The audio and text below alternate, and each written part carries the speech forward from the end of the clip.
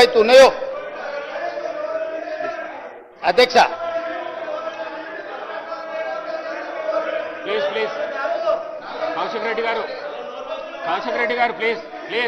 అధ్యక్ష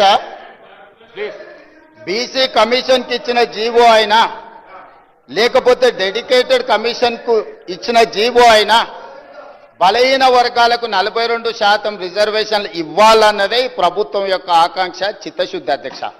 అందుకోసమని ఇప్పటి వరకు కలిసి రాలే. అదేవిధంగా గంగ్ల కమలాకర్ గారు ఇంకొక మాట అన్నారు, ఢిల్లీకి అఖిలపక్షాన్ని తీసుకెళ్తా అన్నారు, మీరు అఖిలపక్షాన్ని తీసుకెళ్లలేదని. అధ్యక్ష 5 సార్లు ప్రధానమంత్రికి నేను లేఖ రాసిన, దీనికి సంబంధించి మేము ఢిల్లీకి రావాల్సి ఉంది, మీరు ప్రధానమంత్రికి అపాయింట్మెంట్ ఇస్తే మేము అందరం కలిసి వచ్చి మిమ్మల్ని కలిసి విజ్ఞప్తి చేస్తామని.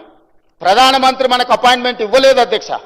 ప్రధానమంత్రి అపాయింట్మెంట్ ఇవ్వకపోతే పార్లమెంటు జరిగేటప్పుడు ప్రధానమంత్రిని కేంద్ర ప్రభుత్వం మీద ఒత్తిడి తీసుకురావడానికి జంతర్ మంతర్లో మేము దీక్ష పెడితే, జంతర్ మంతర్లో ధర్నా చేస్తే దాదాపుగా 100 మంది పార్లమెంట్ సభ్యులు ఇతర రాష్ట్రాలకు సంబంధించిన వాళ్ళు వచ్చి తెలంగాణ బీసీ రిజర్వేషన్ 42కు మద్దతు పలికినరు.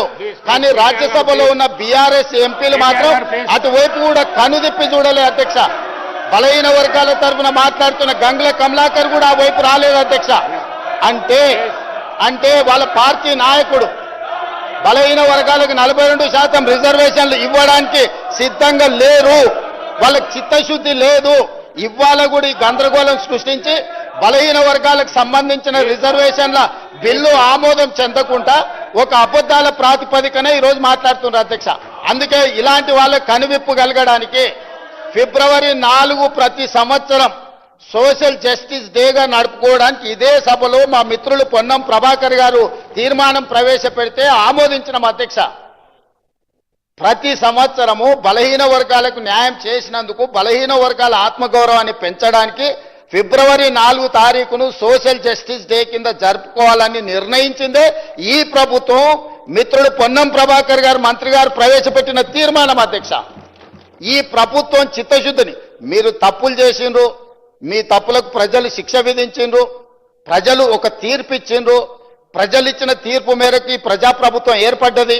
ఈ ప్రజాప్రభుత్వం ప్రజలకిచ్చిన మాట ప్రకారం వాటిని అమలు చేస్తుంది. అమలు చేయడానికి మీరు సహకరించండి. ఒకవేళ మీరు సహకరించము, మీ బుద్ధే మారలేదంటే మళ్ళీ ప్రజలు మళ్ళొక తీర్పు ఇస్తారు. ఆ హోదా కూడా మిగలదు చివరికి. కాబట్టి దయచేసి వీళ్ళు రాలే వాళ్ళు రాలే, అంతకంటే ముందు రాహుల్ గాంధీ గారు ఏం చేసిండ్రు, ఏం మాట్లాడినరు, ఏం హామీ ఇచ్చిండ్రు, ఏ నిర్ణయం మేరకు ముందుకు వెళ్తున్నామో వీళ్ళు మాకు సూక్తులు చెప్పాల్సిన అవసరం లేదు అధ్యక్ష. వాళ్ళ నాయకుడు మొదట సభలో వచ్చి కూర్చోమని అధ్యక్ష. రాహుల్ గాంధీ వచ్చిండా లేదా, రాహుల్ గాంధీ ఆదేశం లేకుండా రేవంత్ రెడ్డి గారు ఇక్కడ ఈ నిర్ణయాలన్నీ చేస్తాడా అధ్యక్ష?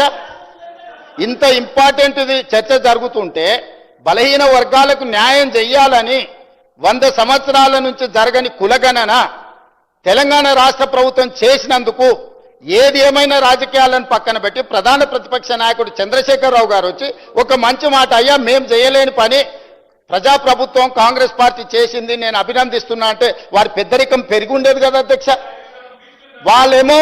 వారేమో రారు, ఇక వచ్చిన ఆయననేమో గిట్లున్నాడు, ఎట్లున్నాడో మీకే కనిపిస్తుంది ఆ పైనుంచి. ఇట్లాంటి వాళ్ళందరినీ ఇందులోకి తోలి తాను జడ్డ కోతి అంట వనమల్ల చేర్చిందంట. అట్లనే ఉంది ఈ వ్యవహారం. కాబట్టి ఇప్పటికైనా మిత్రులు గంగ్ల కమలాకర్ గారికి నా సూచన, ఈ ఒక్క విషయంలోనన్నా వాళ్ళ ఒత్తిడికి లొంగకు. ఏమైనా మంచి షెడ్ ఉంటే నేను చూసుకుంటా, నువ్వేం వాళ్ళకి భయపడకు మిత్రమా. మంచి షెడ్ ఏమన్నా ఉంటే నేనున్నా, మనం పాత మిత్రులమే కదా, నీకు గెలవందేముంది. వాళ్ళ ఒత్తిడికి లొంగకు, వాళ్ళకి ఇష్టం లేదు. వాళ్ళ పోకడలు దగ్గరికి వెళ్ళి నువ్వు చూసినావు. పర్టికులర్గా కరీంనగర్లో నీకైనా ఎల్రమ్న గారికైనా పొన్నం ప్రభాకర్ అయినా వాళ్ళ పోకడలు ఎట్లుంటాయో నీకు తెలియదా, నేను చెప్పాలనా? కాబట్టి దయచేసి, నాకు చాలా మంచిగా తెలుసు కాబట్టి ఇక్కడికి వచ్చిన, లేకపోతే ఎట్లా వస్తాను నేను? నాకు చాలా బాగా తెలుసు కాబట్టి కరుగాల్చి వాత పెట్టి ఇక్కడ వచ్చి కూర్చున్నా. ఇక నా గురించి కాదు చర్చ.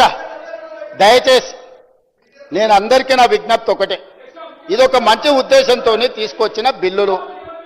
అందుకోసమని రాజకీయ వివాదాలకు తావు లేకుండా, మీరు ఆరోపణలు చేయకుండా మీరు సూచన చేయండి. తప్పకుండా ఆయన అధ్యక్ష, ఒక అధ్యక్ష అధ్యక్ష ఆ వెనకాల గట్టిగా అరిసేట ఆయన కూడా ఆయనే అధ్యక్ష ఆసోపతే, అందుకే ఆయనకి ఇష్టం లేదు, ఆయన కూడా అందుకే అట్లా అరుస్తున్నాడు అధ్యక్ష. కాబట్టి అధ్యక్ష అది కల్వకుంట్ల కాదు అధ్యక్ష, కల్వకుండా ఉంచడం అన్నమాట. ఎవ్వరు కల్వకుంటూ ఉండాలి, బీసీలు ఓసీలు కలవద్దు, ఎస్సీలు ఎస్టీలు కలవద్దు, మైనారిటీలు హిందువులు కలవద్దు. అది కలవకుంటా చూసే కుటుంబం అధ్యక్ష, అది కలవకుంటా కుటుంబం కాదు. కాబట్టి ఇప్పటికైనా ఈ బిల్లును చర్చ లేకుండా మన సభ అంతా ఏకగ్రీవంగా ఆమోదించి చేస్తే కేంద్ర ప్రభుత్వం మీద ఒత్తిడి తీసుకురావడానికి ఉంటుంది. మేము ధర్నా చేసినప్పుడు రాలేదు, మాకెట్లాగూ మోడీ గారు ఈ విషయంలో అపాయింట్మెంట్ ఇవ్వలే. మిత్రులు పాయల శంకర్కి ఢిల్లీలో మంచి ఇన్ఫ్లుయెన్స్ ఉంది, మోడీ గారు అపాయింట్మెంట్ ఇప్పిస్తే మనందరం కలిసి వెళ్ళి రాష్ట్రపతి గారి దగ్గర పెండింగ్ ఉన్న విద్యా ఉద్యోగ అవకాశాలు